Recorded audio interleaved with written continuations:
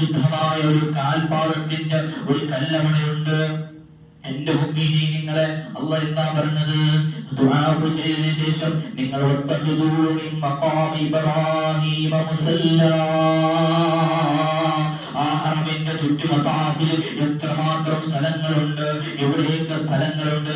എന്നാൽ അല്ലാഹ് പറയുന്നു, തവാഫിന് ശേഷം ഇബ്രാഹീമിന്റെ മഖാമിന് ശേഷം ഇബ്രാഹീമിന്റെ പാദം പതിച്ച കല്ലിന്റെ ചുവട്ടിൽ, കല്ലിന്റെ ചാരത്ത് പോയി 2 റക്അത്ത് നമസ്കരിക്കാൻ അല്ലാഹ് പഠിപ്പിക്കുന്നു. 2 റക്അത്ത് അല്ലാഹു നിസ്കരിക്കാൻ പഠിപ്പിക്കുകയാണ്. ആ മഖാം ഇബ്രാഹിമിന്റെ തക്കിൽ പോയി 2 റക്അത്ത് നിസ്കരിക്കാത്ത ഒരു മുഅ്മിൻ ഉണ്ടാവോ? ഒരു ഈമാനില്ലാത്ത ഒരു മുഅ്മിൻ ഉണ്ടാവോ? എന്റെ മുമ്പിൽ നിൽക്കുന്നങ്ങളുടെ മുമ്പിൽ ഉണ്ടാവുമോ? ആരുടെ ചാരത്താണ്? അല്ലാഹുവിന്റെ പള്ളിയിൽ ഇബ്രാഹിം നബി അലൈഹിസ്സലാം ബാക്കിയാക്കിയ ആ കാൽപാദത്തിന്റെ ചുവട്ടിൽ പോയി നിസ്കരിക്കാനാണ്